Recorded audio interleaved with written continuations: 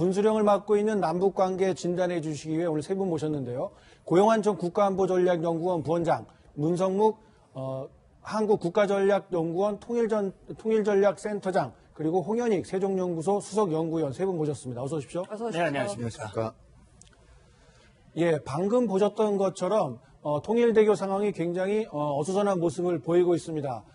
지금 그 김영철의 방남을 막기 위해 야당 의원들과 지지자 그리고 시민단체 관계자들까지 한데 저지하기 위해 차량을 지금 가로막고 있는 모습인데요. 네, 지금 통일대교 막고 있는 상황이고 양 방향 차선을 다 점거하고 있는 상황이기 때문에 저 북쪽에서 김영철 일행이 넘어온다면 저 지금 그 막고 있는 사람들을 뭐 옆으로 이렇게 밀어내든지 그렇게 해야지만 차량이 지금 넘어올 수 있는 상황인데요. 어떻게 될지 저희가 실시간으로 상황이 들어오는 대로 다시 전해드리도록 하겠습니다. 네, 지금 그 왼쪽, 오른쪽 두 쪽에 아치가 있는데 왼쪽 부분이 이 남쪽으로 내려오는 방향입니다. 그런데 지금 보시는 것처럼 경찰과 여러 반대하는 사람들이 한데 엉켜서 양쪽 하행, 사행 모두를 막고 있는 상황입니다. 그래서 이 김영철 일행이 내려오기 위해서는 어느 쪽이든 한쪽을 치워야 되기 때문에 저런 차량과 인원 교통 정리를 해야 되기 때문에 물리적인 충돌이 있지 않을까라는 우려도 나오고 있는데 네. 잘 해결이 되기를 기도해 봅니다. 자, 그 첫 번째 질문부터 좀 드려봐야 될 것 같은데요. 자, 고영환 부원장님, 이렇게 남한에서 반대하는 것을 북한에서도 잘 알 텐데 알면서도 이 김영철이라고 하는 군부 강경파를 이 대표단장으로 해서 내보낸 북한의 속셈, 뭐라고 보십니까? 저는 김정은이가 이제 올해 1월 신년사에서 네. 이제 평창 올림픽 성공을 개최한다는 정말 북한 역사에 정말 한 번도 없었던 일을 하고 네.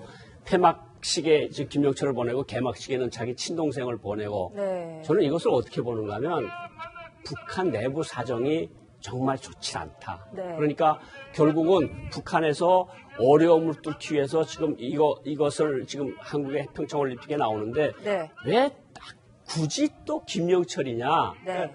뭐 여러 제재에 걸려 있고 사실 경찰총국장을 하면서 사실 남북 관계가 극도로 긴장됐던 건 사실이거든요. 2009년 이후 2009년 이후 지금까지 계속 2015년까지 가장 강력하게 대치했을 때가 김영철 총국장이 있었을 때인데 네. 사실은 미북 회담을 염두에 뒀다면 이수영 국제담당 부위원장을 내보내도 되는 거거든요. 이수영이라는 사람은 뭐 워낙 순한 사람이고 제재에 걸려 있는 것도 없고 네. 미북과의 대화에도 가장 맞춤형 인사인데 네. 그 사람을 둬두고 김영철을 보냈다는 것은 약간 좀 의도가 불순해 보이는, 틀림없이 그런 거 있어 보이고 네. 또 한국으로서는 어떤 입장인가 하면 김영철이 통전부장이니까 서로 대화를 안 할 수는 없는 거 아니겠습니까? 네. 뭐 정부의 고충을 이해를 못하는 건 아니지만 네. 우리가 이수영 같은 인물하고 좀 바꿔줬으면 좋겠다는 의견을 전달했을지만도 한데 그런 네. 거는 약간 좀 아쉬운 부분이 있고 네. 그럼 남남 갈등이 극대화되고 있는데 저 사람 그러게요. 때문에 극대화되는 거 아니겠습니까? 네. 저것도 북한이 노림수 중에 하나가 아닌가 이런 생각이 듭니다. 잘 화합이 되는 게 올림픽의 정신일 텐데 아무튼 말씀하신 대로 야당 의원들은 통일대교에서 저렇게 하고 있습니다. 김영철이라는 사람이 어떤 발언을 대외적으로 했길래 이렇게 논란이 되고 있는지 2013년도에 했던 그 발언을 한번 준비를 해봤거든요. 한번 직접 들어보겠습니다. 누리면 발사하게 되어 있고 퍼부으면 불바다로 타번지게 되어 있습니다. 이 땅은 결코 발칸반도가 아니며 이라크나 리비아는 독 아닙니다. 우리 군대와 인민도 지난날과 달리 모든 것이 다 준비되어 있습니다. 문 센터장님, 그 과거 국방부에 근무하실 당시에 이 김영철과 직접 대화 상대로 많이 나서지 않으셨습니까? 예, 맞습니다. 직접 상대해 보시니까 김영철 어떤 사람이라는 느낌이 드셨는지요? 예, 김영철이 본격적으로 남북 대화에 나선 것은 90년대 초에 있었던 남북 고위급 회담. 네. 남북 총리들이 서울과 평양을 오가면서 8차례 회담을 했고 그때 역사적인 문서들이 나왔죠. 남북 기본합의서, 비핵화 공동선언. 물론 북한이 그걸 이행하지 않았습니다. 헌시자까지 버렸지요. 그때 북한 김영철이 북측 대표단 7명 중에 한 명이었고요. 그때 네. 마이석이었어요. 그리고 기본합의서를 이행하기 위한 불가침 분야 부속합의서를 만들기 위해서 군사분과위원회가 열렸는데 그때 북측 위원장을 맡았던 인물도 네. 바로 김영철인데 그때 당시 김영철은 인민무력부 정찰국 부국장이라는 직함을 가지고 나왔습니다. 역시 그때도 정찰 라인에 근무하면서 대화의 자리에 나오는 이중적인 모습을 보였는데 제가 그때 당시 김영철을 본 인상은 굉장히 명석해 보인다. 네. 아주 달변이다. 협상꾼이다. 협상을 주도하고 목표를 달성하기 위해서는 수단과 방법을 가리지 않고 네. 어떻게 보면 철면피 같은 그런 인물이다라는 느낌이 들었어요. 말하자면 협상이라고 하는 것은 상대방을 인정해주고 존중해주는 것인데 네. 상대방을 무시하고 하대하듯이 하고 그런 것을 그냥 가감없이 했거든요. 네, 그런 부분에서 김영철이 북한 지도부의 눈에는 상당히 잘한다. 네. 아주 잘하고 있구만. 그렇게 해서 김일성으로부터 인정을 받았고 그 이후에 3대에 걸쳐서 인정을 받는 그런 인물인데요. 네. 저는 이 현상을 보면서 북한이 남북관계 개선이다 또는 평창올림픽의 성공 개최다라고 하는 것이 김정은의 진심이라면 네. 김영철을 보내면 안 되지요. 그냥 김영철이 물론 통전부장을 맡고 있고 대남 담당 부위원장을 맡고 있는 건 맞지만 네. 김영철이 내려왔을 때 야기될 수 있는 많은 문제점들을 김정은도 모를 리가 없고 김영철은 더 잘할 겁니다. 네. 그런 상황에서 정말 평창올림픽의 성공 개최와 남북관계 개선을 원한다면 예. 인물 선택이 적절치 않았다라고 하는 부분이고 우리 정부도 김영철이 오는 건 불가피하다고 봅니다. 네. 다시 말하면 북한이 대표단을 내보내는 걸 안 된다고 말할 수는 없겠으나 부원장님 말씀대로 정말 지금 남북관계 상황을 고려할 때 좀 재고를 하라라고 하는 얘기를 하던가 아니면 맞는 것이 불가피하다면 김영철이 내려오는 것은 뭐 불가피하지만 네. 그가 치른 과거의 행적은 지워지는 것이 아니다라고 하는 것을 명확히 명확히. 얘기해야 된다라는 것이고 지금 우리 정부가 남북관계 개선 얘기를 하지만 남북관계 개선은 과거의 잘못된 남북관계를 바로잡는 것이 관계 개선입니다. 네. 과거의 김영철과 같은 대남 도발, 폭침 이런 것들을 인정을 안 하고 있어요. 남한의 자작극이라고 얘기를 하고 있고 그런 북한, 과거의 잘못을 인정하고 반성하고 그 재발 방지를 약속하는 그 토대 위에서 남북관계가 새로워지는 것이고 발전하는 것인데 네. 지금 사실 지난 1월 이후 지금까지 보여준 북한의 행태 거기에 대한 우리 정부의 입장을 보면 북한이 약속을 어기고 위반하고 이미 합의한 것도 깨고 제재에 걸리는 인물을 내려보내고 그래도 한 번 제대로 된 항의라든지 이런 것을 하지 못했다. 과연 이런 남북관계 개선이 과연 필요한 것인가 이런 것들이 이제 우려가 되는 거죠. 네. 네. 네. 지금 통일대교의 그 상황이 조금 급박해 보이는데요. 저기 김영철 일행이 내려오는 걸 막겠다고 천안함 그 유족분들도 몇 분이 나가 계십니다. 저희가 이 방송 직전에 한 분하고 한번 통화를 해봤거든요. 뭐라고 하시는지 직접 들어보겠습니다. 경찰들이 지금 바리케이트를 치고서 못 들어가게 해서 차량에서 내려서 지금 보도로 다 이동 중이고요. 통일대교 남단까지 갈 수 있는 데까지 끝까지 가려고 생각하고 있습니다. 지금 말이 안 된다는 생각을 하고요. 저 입장 그렇습니다. 김영철이가 내려서는 안 된다라는 그런 확고한 입장이죠. 자, 홍 의원님, 이 반대하는 목소리도 많고 지금 여기 지적의 말씀도 많이 주시고 있는데 정부에서는 그렇습니다. 현실적으로 이거 어쩔 수 없는 거 아니냐. 어쨌든 대남 담당 최고 책임자인데 우리가 거부할 수는 없다라는 이 명분을 내세우고 있는데 홍 의원님 보시기에는 정부의 설명 합리적이라고 보십니까? 정부의 설명보다 지금 상황이 네. 사실 남북 관계가 지금 뭡니까? 전쟁하다가 잠시 쉬고 있는 상태잖아요. 그렇죠. 잠시가 70년이 된 거죠. 네. 그러니까 이거 거의 춘추전국 시대나 뭐 그때는 뭐 수십 개의 나라들이 서로 싸우고 그랬지만 전쟁을 하고 있는 중이라는 거예요. 한마디로. 네. 그런 상황에서 적장이죠. 적장이고 우리 아군 병사를 많이 살상하고 우리가 볼 땐 감정적으로는 용서하지 못하는 정말 처단하고 싶은 사람이죠. 네. 그런데 우리가 지향하는 것이 계속 전쟁이냐? 아니잖아요. 우리는 평화를 지향하고 평화를 좀 항고하고 지금 또 북한의 핵 문제도 해결해야 되고 더군다나 이제 국제관계가 있어가지고 미국 같은 경우는 핵 문제 진전 없으면 절대로 뭐 대화조차 못하겠다. 네. 네. 지금 이런 상황인데 네, 지금 상황을 보고 계시는데요. 계속 말씀해 주시면 됩니다. 네.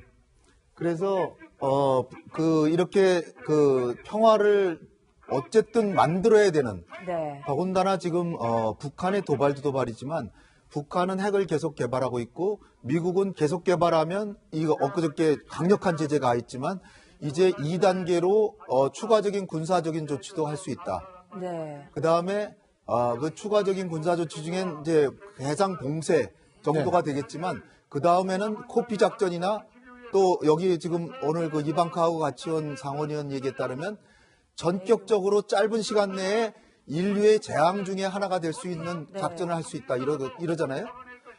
그렇다면 우리는 중간에서 뭔가 이 평화를 지켜야 되는 절박함이 있거든요. 네. 그러니까 비록 적장이고 감정적으로는 용서할 수 없는 사람이지만 네. 저 사람이 지금 현재 직책은 통전부장이라 그래서 남북관계 뭐 개성공단 재개나 뭐 금강산이나 또 이산가족 상봉이나 또 도발까지도 다 저 사람이 했던 사람이지. 과거에는 도발을 전담했고 네. 지금은 남북관계들 전체를 담당하고 있는 사람이잖아요.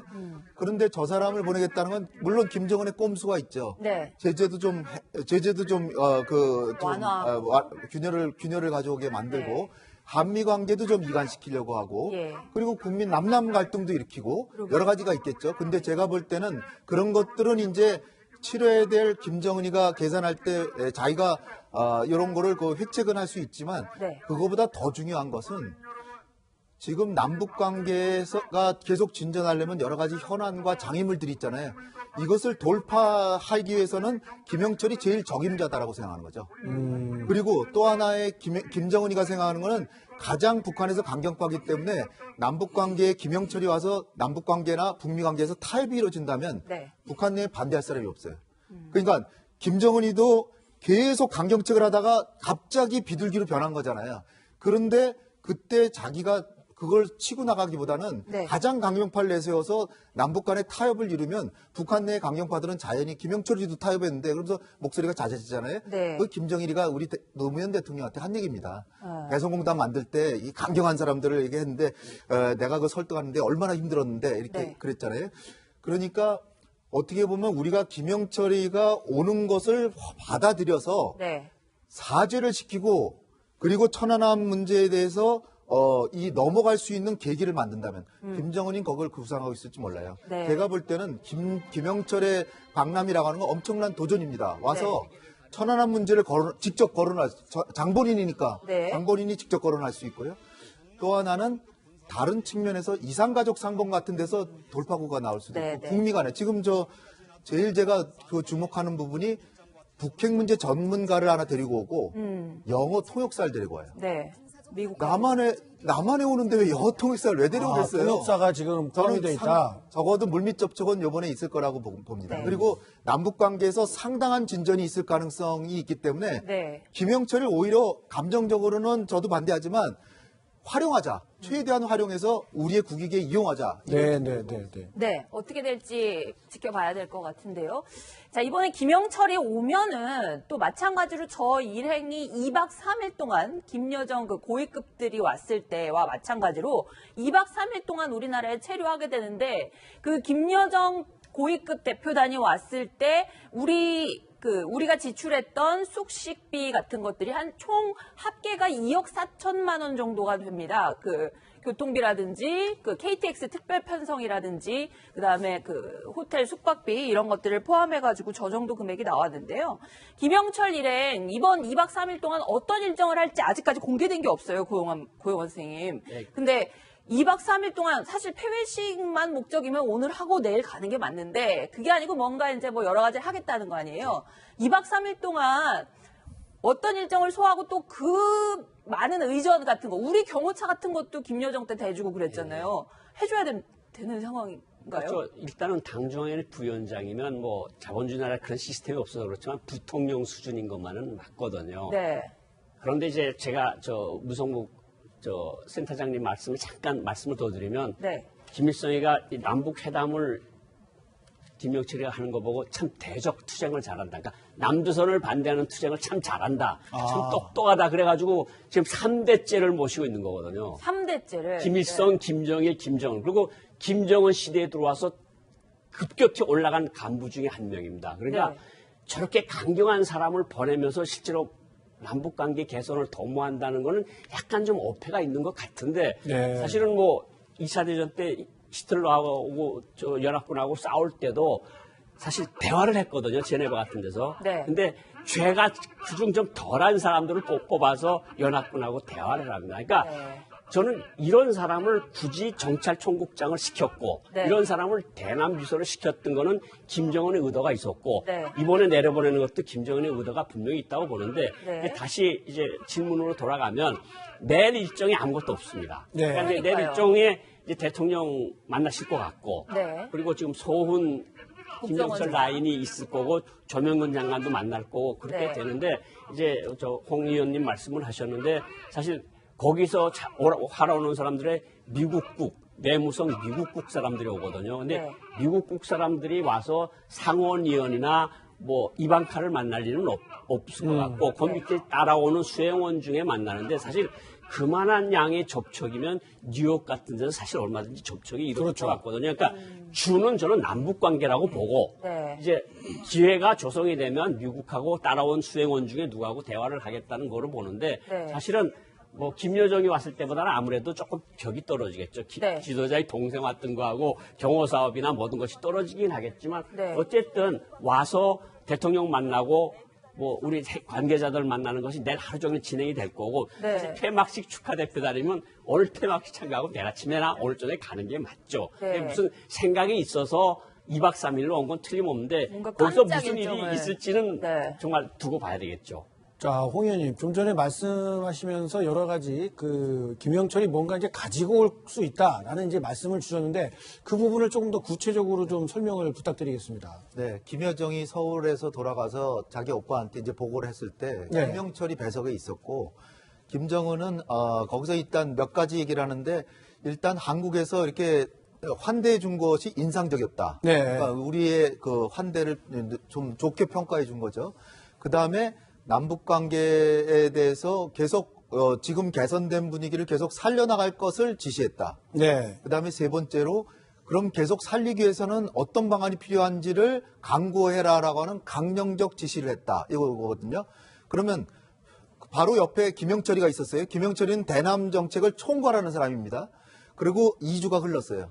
2주 동안에 한국과 북한 간의 관계를 어떻게든지 유지 개선하기 위해서 계책을 세웠을 겁니다. 그 계책이 이번에 나올 거라고 저는 봅니다. 발표가 혹시 안 될 수도 있어요. 안 되는 부분이 있을지도 모르지만 서훈 국정원장 그다음에 조명균 통일부 장관하고 만나서 얘기가 될 것이고 거기다가 그 부분에서는 이를테면은 첫 번째로는 천안함 폭침의 장본인이기 때문에 결자해지 차원에서 천안함 폭침에 대해서 모종의 언급을 할 수가 있어요. 네. 그걸 딛고 넘어가자. 이걸 극복하자는 차원에서 그건 굉장히 도전적인 게 될 것 같아요. 오히려 천안함에 대해서 어떤 책임 천안함 폭침을 저 사람이 했다니까 네. 저 사람이 와서 직접 언급을 하는 거예요. 두 번째로는 이산가족 상봉. 네. 이산가족 상봉은 타입이 되면 국민들 다 환영하고 미국도 반대할 수가 없죠. 네, 전격적으로 이산가족 상봉. 근데 거기 장애물이 뭐냐면 중국의 식당에서 일하던 북한 종업원들 집단 탈북했던 분들 네. 그 사람들을 북한으로 보내기 전에는 이산가족 상봉 얘기도 꺼내지 말라라고 했잖아요. 네. 근데 이번에 언급을 안 하는 거예요. 언급 안 하고 그냥 이산가족 상봉으로 가는 거예요. 그럼 어떻게 되겠어요? 국민들 환영하고 미국도 어쩔 수 없고 남북관계 진전이 되죠. 그다음에 문화교류 협력 이거는 뭐 체육교류 이런 건 그건 가벼운 문제고요. 네. 그런 다음에 오히려 핵심적인 사항은 저는 뭘 보고 있냐면 어저께 세라 허커비 샌더스 미국 백악관 대변인이 성명 발표했잖아요. 네네. 일부러 기자들 모아놓고 거기에 제가 작구를 너무 중시하는지 모르지만 뭐라고 얘기했냐면 우리가 한반도 비핵화를 위한 약간의 움직임을 볼 때까지는 북한과 많은 대화는 없을 것. 그 얘기는 뭐냐면 약간의 움직임을 하라는 메시지를 주려고 그러는 거예요, 지금. 네. 미국은. 네네. 그리고 많은 대화는 없을 것이에요. 대화가 아예 없는 게 아니에요. 조금은 하겠다 이렇게 하겠다는 들리는데. 얘기잖아요. 그러면 북한에서 영어 통역사하고 그 전문가까지 데려온다는 얘기는 지금 저 앨리슨 후커 백악관에서 한반도 문제를 전담하는 사람이 왔습니다. 공식 수행원이 아니라 비공식 수행원으로 왔어요. 왜 왔을까요? 미국도 북한의 사정을 알고 싶은 거예요. 그러면 저 폐막식 하는 와중에도 뒤에서 만나가지고 네. 얘기를 하는 거죠. 그 북한 너네 지금 우리도 최강대국인데 체면을 좀 세워야 되는데 너네가 이를테면 북미 대화가 되는 동안에는 핵과 미사일을 프로그램을 중단하면 제일 좋겠지만 그게 아니더라도 실험은 안 하겠다. 그 정도라도 해주면 대화 들어가자. 라고 할 수 있다라고 좀 봅니다. 아니면은 김영철이 직접 북핵 문제에 대해서 더 외교적으로 더 야심이 있다면 중국이 제안한 이 쌍계병행, 그다음에 쌍중단 쌍계병행을 우리는 전격적으로 수행했다. 이렇게 발표하는 거예요. 그것도 한반도에서 미국한테 하는 게 아니라 한국을 겨냥해서 하면 북중 관계 좋아지고 남북 관계도 좋아지니까 미국으로선 당혹하고 이게 상당한 도전이라고 봅니다. 우리가 잘 대응해야 될 것 같습니다. 자, 센터장님 보시기엔 어떻습니까? 이 북미 대화 가능성이 좀 커지고 있다라는 분석을 주셨는데요. 네. 센터장님 보시기엔 어떻습니까? 예, 물론 미국도 그렇고 북한도 그렇고 대화의 소요가 분명히 있습니다. 북한이 미국과 대화를 하기 원하죠. 그래서 여러 경로를 통해서 미국과의 대화를 촉진해 주기를, 중재해 주기를 요청을 했고, 이번에 드러난 것만 해도 펜스 부통령이 왔을 때 북한의 요청으로 직접 만날 기회를 좀 달라. 그렇게 해서 성사가 됐는데 2시간 전에 북한이 취소했다. 네. 그다음에 펜스 부통령도 사실은 돌아가는 비행기 속에서 탐색적 대화가 가능하다라는 얘기를 했고 틸러슨 장관도 얘기를 했습니다. 다시 말하면 미국도 북한에 대해서 최대의 압박을 가하고는 있지만 네. 결국 관여를 통해서 이 문제를 풀어가겠다라고 하는 일관된 입장을 취하고 있어요. 다시 말하면 미국도 북한과 대화를 원한다. 그러나 북한이 원하는 대화와 미국이 원하는 대화가 서로 다릅니다. 네. 그러니까 북한은 자기들의 핵보유를 인정한 상태에서 대화를 하겠다 하는 것이고 그렇죠. 미국은 절대로 인정할 수 없다. 그걸 네. 내려놔야만 제대로 된 협상이 될 수 있다라는 얘기입니다. 네. 그래서 저는 이렇게 봅니다. 미국과 북한이 대화를 하는 것 물론 중요하지만 네. 어떤 대화를 하느냐는 훨씬 더 중요합니다. 그런 상황에서 북한이 과거 같이 마치 핵을 포기할 듯한 핵을 동결할 듯한 그런 모습을 보이면서 마치 국제사회를 다시기만 하고 네. 이렇게 시간을 벌고 자기들의 역량을 강화시키는 그런 태도를 반복하는 꼼수는 결코 통하지 않을 것이고 네. 미국도 그것은 허용하지 않는다.